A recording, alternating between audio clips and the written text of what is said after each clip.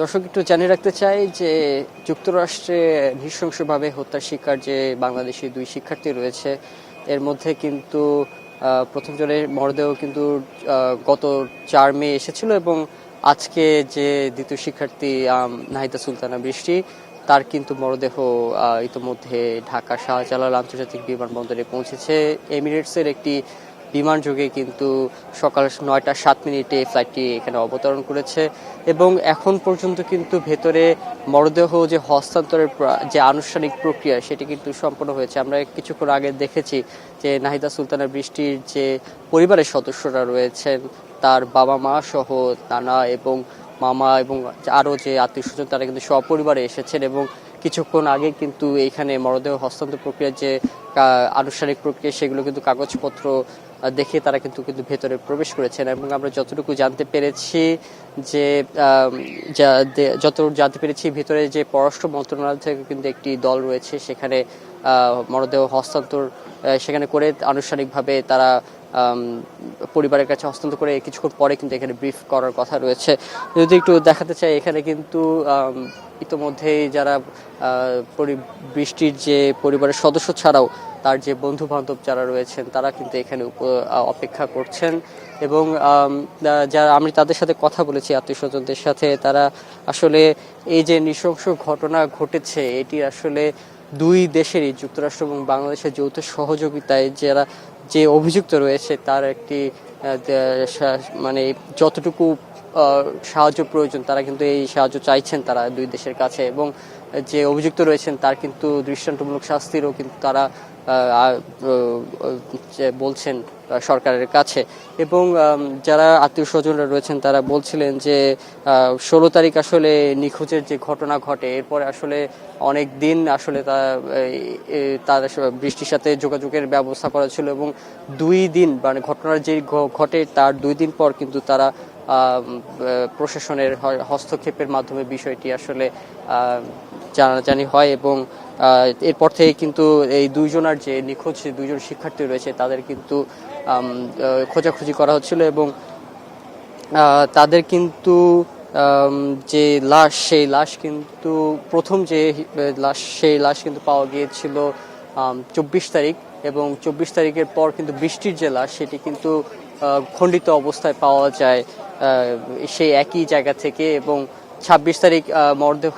কিছু খণ্ডিত অংশ পাওয়ার পর এই মে মাসের 1 তারিখে কিন্তু সেই পোস্টমর্টম রিপোর্টে উঠে আসে যে সেই খণ্ডিত লাশটি আসলে অংশ যেগুলো ছিল সেগুলো কিন্তু নাহিদা সুলতানার বৃষ্টিতে ছিল। এবং এই ঘটনায় অভিযুক্ত আসলে লিমন ও বৃষ্টির যে ঘটনায় অভিযুক্ত একজনকে গ্রেফতার করা হয়, যিনি আসলে লিমনের রুমমেট ছিলেন, তিনি মার্কিন নাগরিক হিশাম, তাকে কিন্তু গ্রেফতার করা হয়। এবং তাকে গ্রেফতার পর যখন তাকে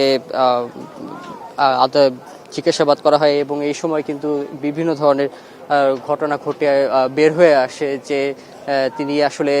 লাশ গুম করার জন্য বিভিন্ন ধরনের এআই টুলের সাহায্য নিয়েছিলেন, এবং চ্যাট জিপিটিকে ব্যবহার করে কিন্তু সে লাশ গুম করার চেষ্টা করেছিল বলে তদন্তে উঠে আসে। এবং একটু জানিয়ে রাখতে চাই, 24 এপ্রিল ফ্লোরিডার একটি ব্রিজের নিচ থেকে আসলে লিমনের ক্ষতবিক্ষত মরদেহ উদ্ধার করা হয়, এবং তার 2 দিন পরেই 26 এপ্রিল একটি পার্শ্ববর্তী জলাশয় থেকে বৃষ্টির খন্ডিত দেহাবশেষ উদ্ধার করে, এবং সেটির আসলে পোস্টমর্টম রিপোর্টে উঠে আসে যে 1 তারিখে সেটি আসলে বৃষ্টির মরদেহ ছিল। এরপর থেকে কিন্তু আসলে যে মিয়ামির যে কনসুলেট বাংলাদেশ দূতাবাসে, তার ব্যবস্থাপনায় কিন্তু এই যে এই দুজনের লাশ কিন্তু বাংলাদেশে এসে পৌঁছলো। আজকে এই আনুষ্ঠানিক প্রক্রিয়া শেষে একটু জানিয়ে রাখতে চাই যে নাহিদা সুলতানার বৃষ্টির যে আত্মীয় স্বজনরা তারা বলছেন যে তাকে এখান থেকে যত ধরনের আনুষ্ঠানিক প্রক্রিয়া রয়েছে সব সম্পূর্ণ করার পর তার মরদেহ নিয়ে যাওয়া হবে গ্রামের বাড়ি মাদারীপুরের চর গোবিন্দপুরে, এবং সেখানেও কিন্তু একটি জানাজার কথা রয়েছে, সেটি বাদ আসরের পর জানাজাটি সংঘটিত হবে, এবং এরপরে তাকে দাফন করা হবে ওই নিজ গ্রামেই। এবং একটু বলতে চাই যে তার যে প্রথম জানাজাটি সেটি কিন্তু গত 6 মে হয়েছে, এবং সেটি ফ্লোরিডায়। এবং নিহত বৃষ্টির মরদেহ পাঠানোর সময় আসলে অরল্যান্ডো বিমানবন্দরে মিয়ামির বাংলাদেশ কনসুলেটের একজন প্রতিনিধি উপস্থিত ছিলেন এবং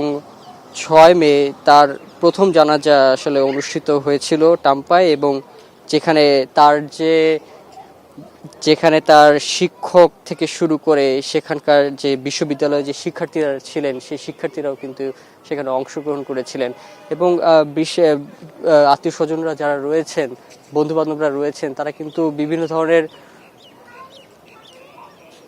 সেখানে কিন্তু আমরা বৃষ্টির যে পরিবারের সদস্য রয়েছে তারা কিন্তু বলছিলেন যে তার বিভিন্ন ধরনের মেমোরির কথা তারা বলছিলেন। এর মধ্যে বলছিলেন যে কিছুদিন পরে আসলে তাদের দুজনের দেশে আসার কথা ছিল। তবে এই যে হৃদয় বিদারক ঘটনাগুলো এর মাঝেও কিন্তু যারা এর মধ্যে কিন্তু গতকাল কিন্তু তাদের দুজনকেই মরণোত্তর ডিগ্রি প্রদান করা হয় তাদের যে বিশ্ববিদ্যালয় রয়েছে সেখান থেকে। এবং এই বিষয়গুলো আসলে তাদেরকে অনেক বেশি হৃদয় বিদারক বলে তারা এখনো পর্যন্ত অনেক ভেঙে পড়েছেন বলা চলে। কারণ আমরা দেখেছি যখন বৃষ্টির পরিবারের সদস্যরা এখানে উপস্থিত হয়েছিলেন তারা কিন্তু পুরোপুরি ভেঙে পড়ার অবস্থায় ছিল তারা। কারণ এখানে যে এই ধরনের যে ঘটনাগুলো আসলে যে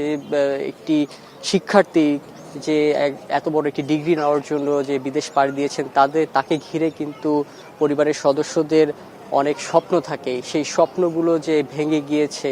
সেগুলো কিন্তু তারা বলছেন। তাকে নিয়ে অনেক বড় স্বপ্ন ছিল বৃষ্টিকে নিয়ে, সেগুলো কিন্তু বলছিলেন যে সেগুলো ভেঙে যাওয়ার কারণে তারা সেই ঘটনায় তারা বলছিলেন। তো যেটা জানাচ্ছিলাম আসলে যে এখন আপাতত বিমানবন্দরের ভেতরে আনুষ্ঠানিক প্রক্রিয়া চলছে, কিছুক্ষণ পরেই আসলে লাশ কিন্তু পরিবারের সদস্যদের কাছে হস্তান্তর করা হবে। এবং সেই প্রক্রিয়া শেষে এখানে একটি ব্রিফিং হওয়ার পর এরপরে কিন্তু তাকে মাদারীপুরের গ্রামের বাড়িতে নেওয়া হবে এবং আসরের পর তাকে জানাজা শেষে দাফন করা হবে। তো এই ছিল আপাতত আমার কাছে বর্তমানে শাহজালাল বিমানবন্দরের সামনে থেকে সর্বশেষ।